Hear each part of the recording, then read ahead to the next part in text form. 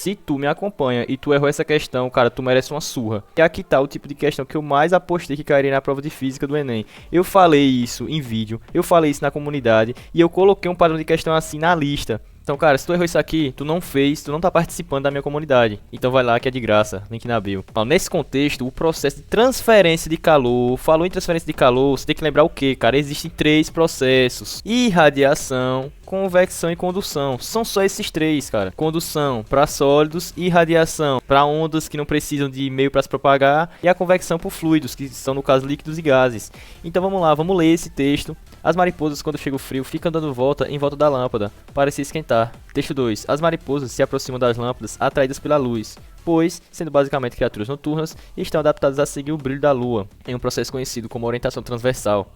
Assim, o que o sambista Adoniran Barbosa, no texto 1, descreve não é a causa, mas sim uma das consequências possíveis dessa aproximação. De fato, o calor gerado pelas lâmpadas, sobretudo as incandescentes, pode aquecer as mariposas. Beleza, então aqui ele deu uma contextualizada, né? Mas isso aqui não vai dar muito peso para o que a gente vai responder, ó. Nesse contexto, o processo de transferência de calor só existe três. Então, tá falando aqui reflexão, pode esquecer, refração, cara, isso aqui nem é transferência de calor, cara. E aqui ele fala de dispersão, isso aqui são fenômenos ondulatórios, não são fenômenos de transferência de calor.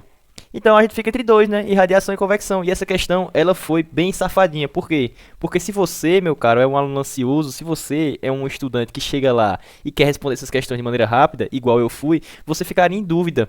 Por quê? Porque você não leria isso aqui, ó, independente da presença de fluidos. Por quê, Matheus?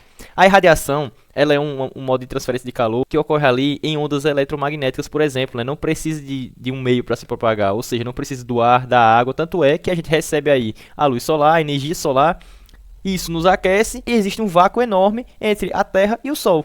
E, no entanto, a convecção, ela é o quê? Ela é um modo de transferência de calor entre fluidos, né? Ou seja, ela precisa de um meio para se propagar, ela precisa da água, precisa do ar, precisa de alguma coisa, algum fluido. Por isso a gente já eliminaria aqui, ó. Eu, na hora da prova, voltei nessa questão duas vezes. Por que, Matheus? Você não sabia? Você é idiota? Eu, como tolo que fui, li apenas essa parte aqui do comando. Por isso eu voltei na questão duas vezes, que eu fiquei entre essas duas, né? Só que aí depois quando eu li o comando inteiro, independente da presença de fluidos, aí eu fui certeiro na irradiação, beleza? Então, essa questão é simples, fácil, muito rápida para resolver. E é isso. Vamos para a próxima.